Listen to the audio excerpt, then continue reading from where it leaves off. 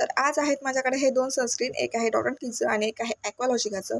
तर dot end कीचं sunscreen बघितलं तर याचं नाव आहे वॉटरमेलन कूलिंग सनस्क्रीन.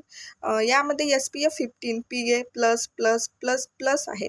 त्याचबरोबर यामध्ये आहे व्हिटॅमिन डी सुद्धा आणि तुमच्या स्किनवर हा कोणताही व्हाईट कास्ट नाही सोडणार. त्याचबरोबर यामध्ये UVA आणि UVB तसेच ब्लू लाईट पासून प्रोटेक्शन तुम्हाला हा सनस्क्रीन देतो आणि खूप मस्त असं आहे. तुमच्या स्किनवर मेल्ट होऊन जाईल लावल्या कोणताही व्हाईट कास्ट तुमच्या स्किनवर सोडणार नाही. जर तुम्ही खूप जास्त प्रमाणामध्ये यूज केलं म्हणजे स्किनवर अप्लाय केलं तर थोडंसं व्हाईट दिसेल, पण तो तुमच्या स्किनवर थोड्या वेळानंतर मेल्ट होऊन जाईल, ठीक आहे. आणि यानंतर आहे माझ्याकडे ॲक्वालॉजिकाचं सनस्क्रीन, जो ड्यूई आणि ग्लोवी सनस्क्रीन आहेत.